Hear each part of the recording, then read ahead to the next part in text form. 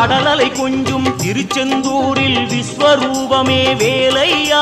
பழமுதி சோலை அறுவடை வீடும் புண்ணிய தரிசனம் முருகையா